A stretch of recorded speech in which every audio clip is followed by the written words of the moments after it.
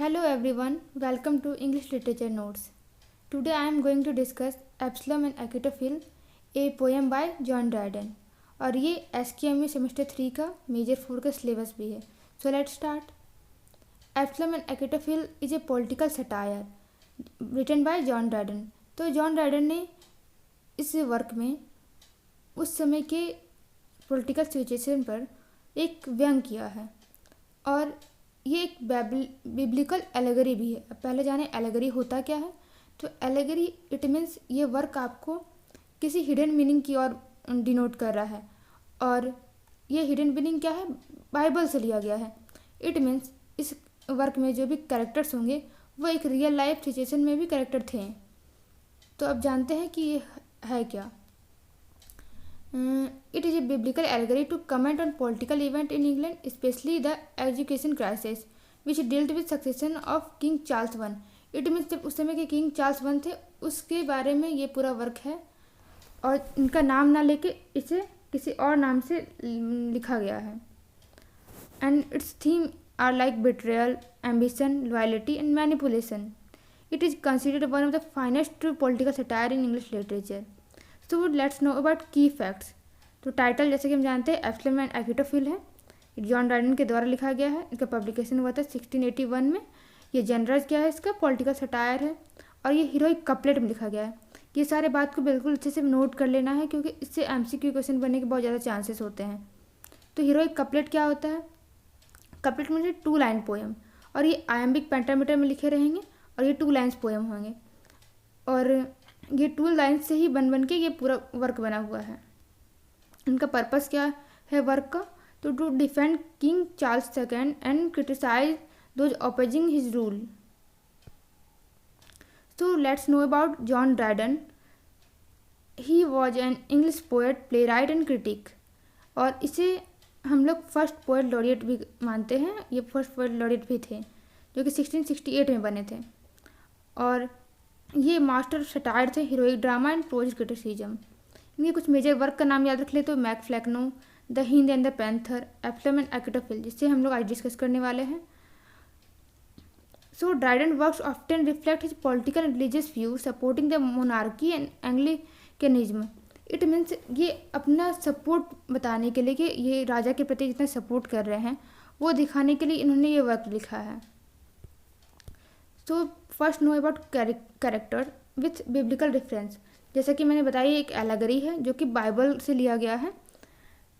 तो हमारे क्वेश्चन कैसे आ सकते हैं कि कैसे ये वर्क बाइबल से रेफरेंस करता है, कैसे. तो ये जानेंगे आगे कि इसमें जो भी कैरेक्टर्स है वो असली जीवन में भी थे. जैसे किंग डेविड है इस पोएम में जो कि असली में चार्ल्स सेकेंड थे. एब्सलम है जो कि ड्यूक ऑफ मॉनमूथ थे. एचिटोफिल है जो अर्ल्स ऑफ सेंटबरी थे.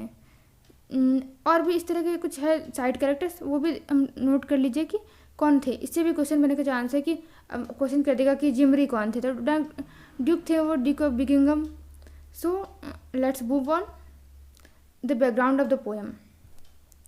तो ये पोएम क्या है, एक बाइबलिकल स्टोरी है, बाइबल से लिया गया है. और कहाँ से, तो द ओल्ड टेस्टामेंट.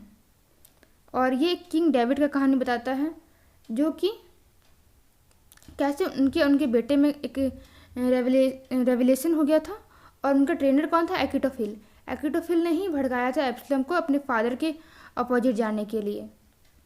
और ये एक पॉलिटिकल सिचुएशन को बताता है. उस समय का जो सिचुएशन था मेनली ये एजुकेशन क्राइसिस बताता है. अब एजुकेशन क्राइसिस था क्या, देखिए 1676 से ये 1681 तक ये एक तरह सा एक प्रपोजल था जिसमें वो बोला गया था कि हमको अब क्या जेम्स 2 जो आने वाले हैं उनका राज्य नहीं चाहिए, जेम्स का राज्य नहीं चाहिए.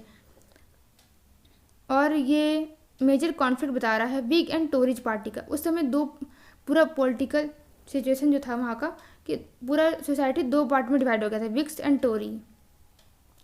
एंड जो विग्स हैं वो सपोर्ट कर रहे थे पार्लियामेंट को एंड टोरीज जो थे वो सपोर्ट कर रहे थे मोनार्की को. और जो जॉन ड्राइडन है हमारे वो भी टोरीज के सपोर्टर थे जो कि मोनार्की के मतलब किंग चार्ल्स सेकेंड के सपोर्टर थे. और ये विक्स के सपोर्टर नहीं थे। ये किस तरह से चार्ल्स सेकंड जो है अपना राजगद्दी फिर से वापस कर लेते हैं, इस पे फोकस है ये वर्क पूरा। सो let's move on the plot of the poem.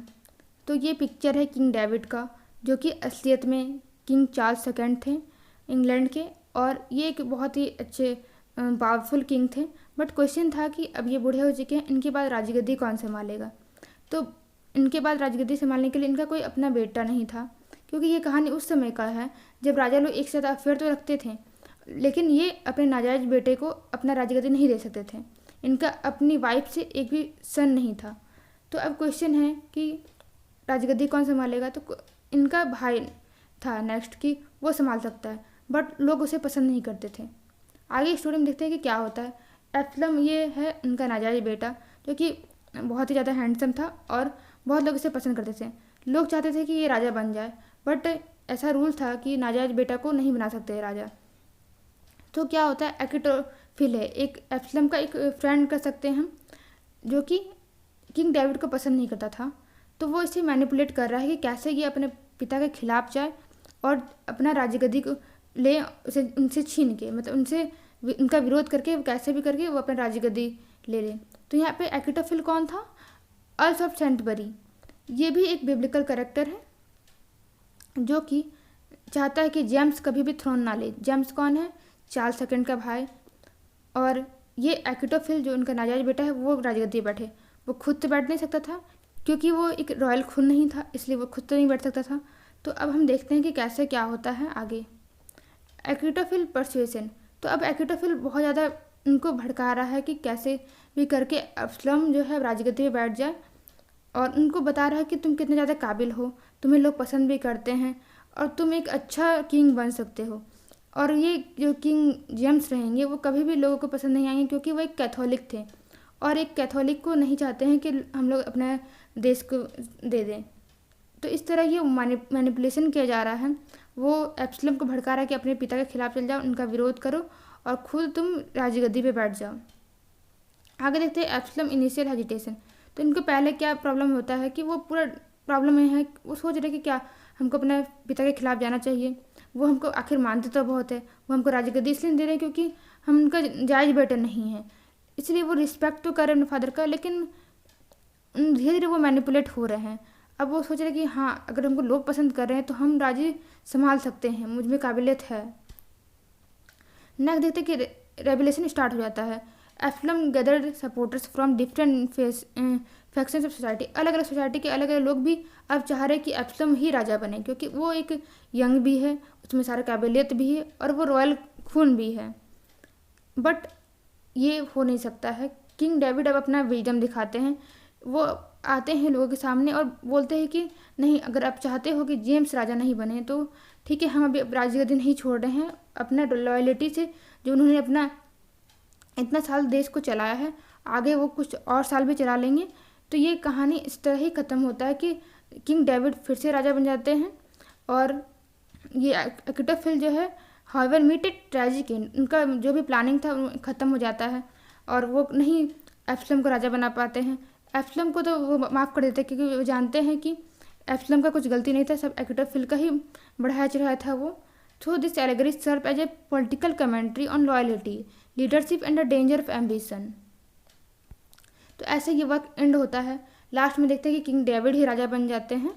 और अब हम उनका कुछ थीम देखते हैं कि क्या क्या थीम है। क्वेश्चन हम देखें कि कैसा आता है आप लोग का। तो एक तो आ सकता है कि समरी बेस्ड आएगा, दूसरा थीम बेस्ड, या फिर कोई मेजर कैरेक्टर का दे देगा कि कैरेक्टर स्केच लिख के दिखाएं। तो पहले हम देख सकते हैं थीम क्या रहेगा। तो अगर आपको थीम आ रहा है लिखने के लिए तो आप ये सोच सकते हैं कि इतना प्ले को आप पढ़ चुके हैं, पोएम को आप पढ़ चुके हैं, तो उससे आपको क्या समझ में आया। तो हम समझते हैं कि लॉयल्टी और बेट्रेयल का सीन देख सकते हैं इसमें, कि कैसे कुछ लोग किंग डेविड के प्रति लॉयल थे, बाकी कैसे उसके बेटा खुद ही अकिटोफिल के प्रभाव में आके उनका विरोध करने लगा। फिर पावर एम्बिशन का थीम देख सकते हैं कि कैसे सबको राजगद्दी चाहिए, सबको अपना एम्बिशन फॉलो करना है। अकिटोफिल खुद नहीं राजा बन सकता है तो वो अब एब्सलम को भड़का रहा है कि कैसे किंग डेविड को हटा दें। पॉलिटिकल मैनिपुलेशन देख रहे हैं कि अकिटोफिल के मैनिपुलेशन किया जा रहा है, वो कर रहा है एब्सलम पे। डिवाइन राइट ऑफ किंग, कैसे किंग का जो रूल्स है वो लास्ट में भी वो फिक्स हो जाता है कि वो किंग ही रहते हैं उस समय। फिर यूनिटी देख रहे हैं, डिवीजन देख रहे हैं कि कैसे कुछ पार्टी वीक्स में, कुछ स्टोरीज में कन्वर्टेड है, कुछ को किंग डेविड चाहिए, कुछ को एब्सलम चाहिए। फिर सटायर ऑफ ह्यूमन फ्लॉज देख रहे हैं कि कैसे कैसे हम लोग ह्यूमर क्रिएट कर रहे हैं। ये पॉलिटिकल एलिगरी के माध्यम से कैसे जॉन ड्राइडन बताएं कि उस समय के लोग का सोच कैसा, कैसे उनका लालच था, और ये वो उनका डायरेक्ट नाम ना लेके एक डिफरेंट नाम रख के वो समय की सिचुएशन का पूरे अच्छे से बता दिए अपने पोएम में। सो इसको कह सकते हैं ये कि बेस्ट वर्क था, जो कि एक पॉलिटिकल एलिगरी के साथ साथ बिब्लिकल रेफरेंस को दे रहा है। सो अगर अच्छा लगा वीडियो, आप इस तरह वीडियो और चाहते हैं तो please like, subscribe and share, and thanks for watching.